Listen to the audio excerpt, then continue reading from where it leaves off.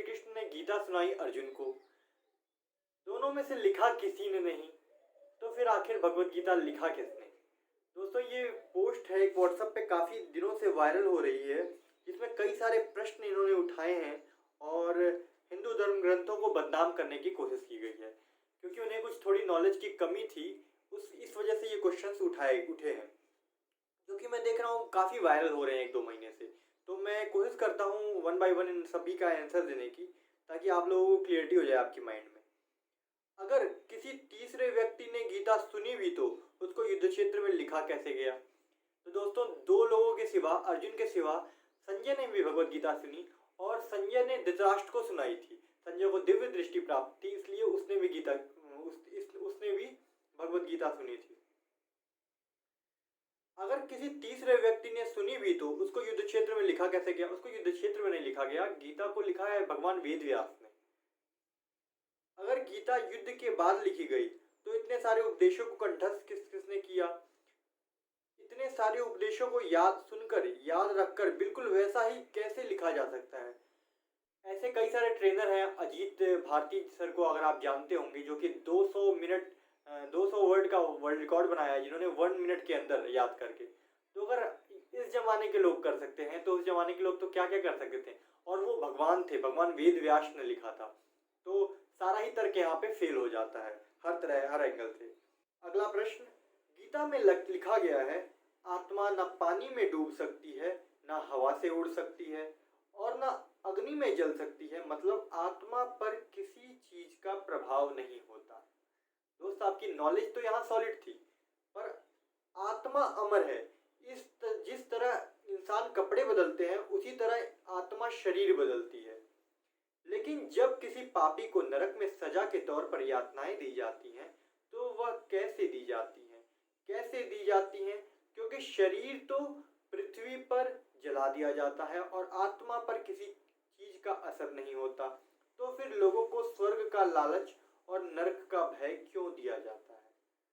तो पहला प्रश्न ये है कि आत्मा को न जलाया जा सकता है, न सुखाया जा सकता है, ना ही पानी में भिगोया जा सकता है, तो फिर उसको सजा कैसे दी जा सकती है?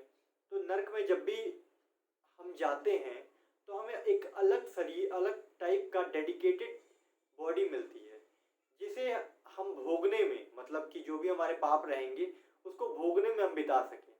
तो इस वजह से आत्मा को नहीं जलाया जा रहा, वहां पे आपको एक डेडिकेटेड दूसरा शरीर मिल रहा है। ठीक उसी तरह से जैसे हमें अगर तड़पाना होता है तो 84 लाख योनियों में से और भी इंसानों के अलावा भी कई सारी योनियां हैं, उसमें भेज दिया जाता है। इंसानों में भी कई सारे दुख आते हैं, तो वो सब डेडिकेटेड पहले से प्री डिसाइड रहता है।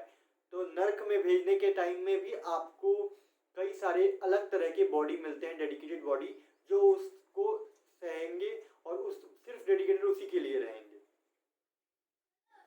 तो फिर लोगों को स्वर्ग का लालच और नरक का भय क्यों दिया जाता है?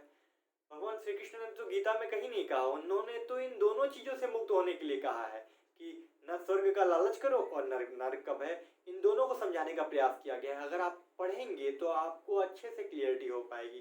बिना पढ़े फॉरवर्ड करना मैसेज कोई भी सोल्यूशन नहीं है इसका। आगे पढ़ते हैं। भारत का सबसे बड़ा झूठ, शून्य का आविष्कार 5वीं सदी में आर्यभट्ट ने किया। ये सबसे झूठी बात है। त्रेता में रावण के 10 सिर बिना शून्य के कैसे गिन लिए गए थे? कह दो कि आर्यभट्ट ने शून्य का आविष्कार नहीं किया था, नहीं तो आपकी हजारों वर्ष पुरानी रामायण महाभारत झूठी साबित हो जाएंगी। महाभारत 5वीं सदी में लिखी मानी जाएगी, क्योंकि कौरव भी तो 100 भाई थे। मेरे भाई, मैं आपको कैसे समझाऊं? क्या गिनती शून्य से ही होती है? नहीं, उसके पहले भी गिनती होती थी। गिनती करने का एक अलग शैली थी। वहां उस समय अंकों में गिनती नहीं होती थी, उस समय शब्दों में गिनती होती थी। एकम, द्वितीय, तृतीय। अगर आप भगवत गीता उठाओ तो उसमें भी एकम अध्याय, द्वितीय अध्याय इस तरीके से दे रखा है। तो वहां उस समय भी गिनती होती थी, लेकिन जीरो के फॉर्म में नहीं होती थी, वो संस्कृत में होती थी और वो शब्दों में होती थी। तो इसलिए आपको पहले दूसरी चीजों को समझना चाहिए। अगर संस्कृत तो सबसे पहली भाषा है, हम सभी जानते हैं।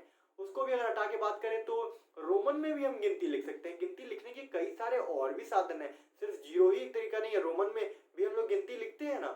तो इसका आंसर नहीं था। कृपया इसको वायरल जो लोग कर रहे हैं उसको वायरल करना बंद करें, चीज़ों को समझना शुरू करें, उसका आंसर ढूंढने का प्रयास करें। अगर नहीं पता है तो किसी आसपास के ग्रंथों को कोई जो भी जो उनके जानकार हैं उनसे पूछने का प्रयास करें। हो सकता है एक ना जानता हो, दो ना जानता हो, लेकिन ऐसा नहीं हो सकता कि हर कोई नहीं जानता है।